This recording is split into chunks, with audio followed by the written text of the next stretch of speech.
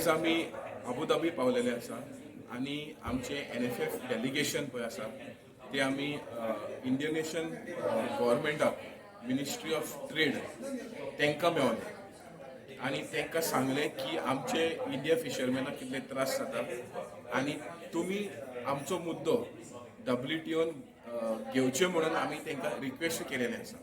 आनी तशेंच आमी आयज आमचे इंडियन ऑफिशलाक मेळपाचे आसा, जॉयंट सेक्रेटरी मिनिस्ट्री ऑफ कॉमर्साक ताकाय मेळपाचे आसा.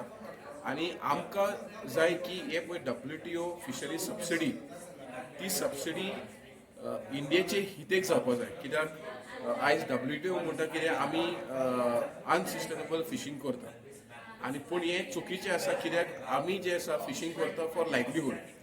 आमी आमचो हे नुस्त्याचो धंदो जो आसा पळय हो पिळगेचो आसा आनी आमी जर सबसिडी काडली जाल्यार आमकां बारीक नुस्तेकारांक भरपूर त्रास जातले. कित्याक आमी आयज नुस्तें ना म्हणून डीप वयता आनी नुस्तें कित्याक लागून ना, ओवर फिशिंगाक लागून न्हू, पूण नुस्तें आयज ग्लोबल वॉर्मिंग आसा.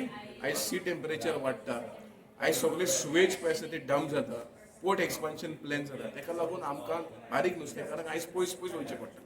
सो ताका लागून आमी विनंती करता की आमची इंडियन गव्हर्मेंट WTO मुखार जे आमचे नेगोसिएशन ह्या WTO 13 मिनिस्ट्रियल कॉन्फरन्साक सोंपपाचें आसा आनी फायनल एग्रीमेंट सायन जावपाचो आसा. सो तेज्या पयलीं आमी विनंती करता की इंडिया दुसरी कंट्री घेवन इंडोनेशिया, बांगलादेश आनी आफ्रिकन कंट्री सगळ्यांक मेळोन जॉयंट डिमांड करचें की आमकां स्मॉल स्केल फिशरीजाक सबसिडीज जाय.